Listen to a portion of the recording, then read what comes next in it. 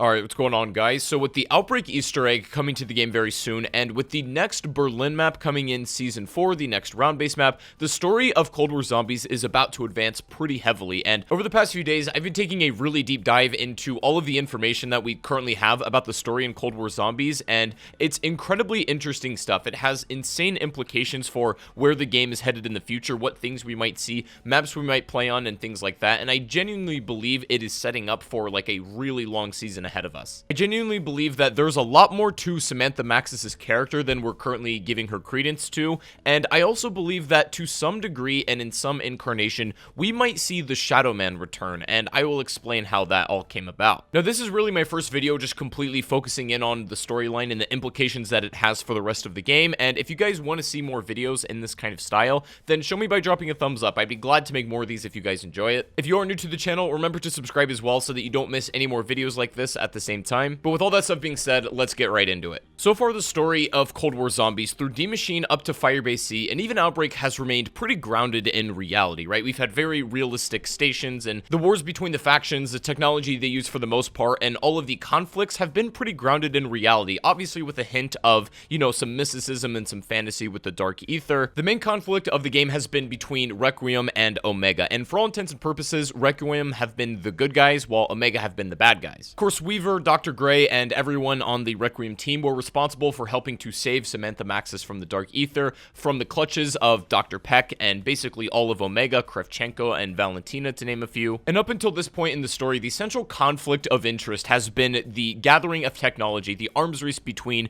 these two factions, which, you know, in its own right is interesting enough, but actually, when you look a little deeper, it turns out completely to be a bit of a red herring. The main enemy is not who we think it is. Up until this point, we were being contacted by someone named the Stranger. This is somebody who spent more than a decade in the Dark Ether figuring out how to survive. He explains his exact methods for doing so. He explains how he had to create his own shelter in order to survive this long, befriend dogs, which, you know, obviously are the dogs we see in game. He mentioned he was sent to the Dark Ether under the pretense from his country that he would be doing an honor, right? That many of these men were sent into the Dark Ether to mine Ethereum, and while realistically they weren't given a choice, they were basically given the idea that they would become heroes if they undertook this job. They would be the forerunners of new territory, and it sounded incredibly heroic, exciting, and many of these men went into it. And as it's been recently revealed to us, the Stranger's name is actually Zykov. And Zykov explains that how these men did not understand the horrible fate that was to await them upon entering the Dark Ether. He explains that after a certain amount of time that your skin would become sort of bluish and dead, and it would fall off in chunks of crystals, sort of like the Ethereum crystals that we see in game. And this is nothing to say for the psychological issues that spending a prolonged period of time in the Dark Ether would cause. Specifically, he mentions the orb, and obviously this can be seen not only in all of the maps, but also in Onslaught. The orb is essentially made of whispers, and what is it whispering, you might ask? The way Zykov describes it, he hears the laughter and whisper of children, and he doesn't understand why, whether they're lost souls, they had been captured and they're trying to get out, or maybe it's just a reflection of his despair. Zykov mentions to us that he's unable to have children of his own, so this is potentially what his fears are, like, manifested. It's entirely possible that everybody who ventures into the Dark Ether hears and, you know, kind of perceives the orb and the Dark Ether in a slightly different way. Zykov is still communicating from the other side, still within the Dark Ether, and is explaining how that there are still ways to foil the plans of the Soviet Union. But as far as he's concerned for his own safety and his soul, he really admits that he is trapped and his fate is sealed. I think it's possible that Zykov has been communicating with Samantha Maxis in regards to some sort of secret plan, because Samantha Maxis, even though she was saved by Requiem in Firebase C, that's obviously where she debuted, and that's where we last saw her, technically after the events of Firebase C, Samantha Maxis doesn't really seem to be exactly on the same page as Requiem, and she has some kind of hidden agenda. I'm gonna let you guys listen to this one very specific interaction that she has with Weaver, because it's very interesting, and you get to see just exactly how much the Dark Ether has affected Samantha Maxis. Now, for background, Weaver ended up getting Samantha Maxis almost like an emotional support dog. Obviously, that isn't fluffy, and she even made a reference to that. But the point is, Samantha Maxis is having trouble staying in control over her emotions and, you know, just her state of mind, really. So I'm gonna let you listen to this, and then we're gonna come back and talk about it. Hello, Weaver. I was hoping we could talk about yesterday. What happened yesterday? You don't remember. It's hard to keep things straight in my mind. Especially with the cocktail of drugs you're giving me. Every day. It's for your own good, Sam. We just want to help. Your outbursts are a cause for concern. You must understand that. The nurse was only trying to do his job. Broken noses will heal. Besides, the medications don't help. They don't stop the dreams. What dreams? What do I dream of? I keep dreaming that I'm in the field. Fighting for something. Over and over again. Sam, you understand that I can't let that happen. Not yet. Do you think there's something wrong with me? Is there something wrong with me? Get some rest, Sam.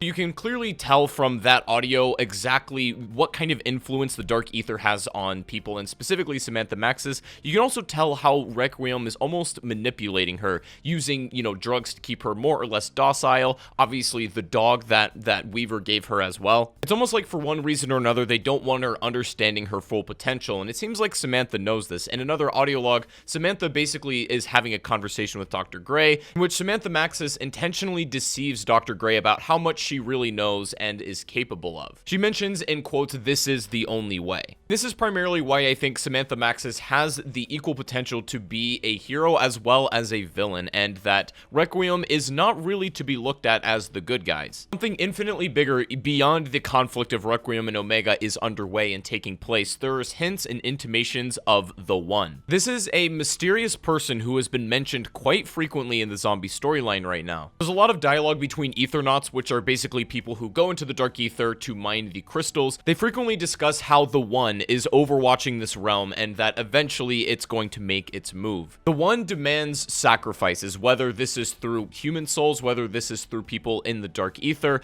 I think it's a combination of all of them. In fact, there's even dialogue to suggest that the dragons that you feed in Outbreak specifically are fuel and food that goes straight to the One. That's why it ascends into the sky. It also seems like the One, or potentially a pawn of the One, is also the voice that you hear as the announcer, and you even hear it when you're playing Outbreak and going into a holdout location. Now, who is the One exactly? Well, let's take that apart a little bit. So to do that, I'm going to show you guys one more really interesting audio clip that Valentina has an interaction with the One, and I'm going to let you listen to this and then we're going to discuss it. 16th of August, 1984. Personal log. He visited me again tonight. As I slept, he appeared before me. He is but a shadow to me, so close yet so far. He told me to have faith. I must stay the course. There were recent developments last month that were unanticipated. He assured me that all was not lost. His plan, our plan, is still on schedule. He had new instructions for me. I will see that they are completed. We will be reunited. We will rise again.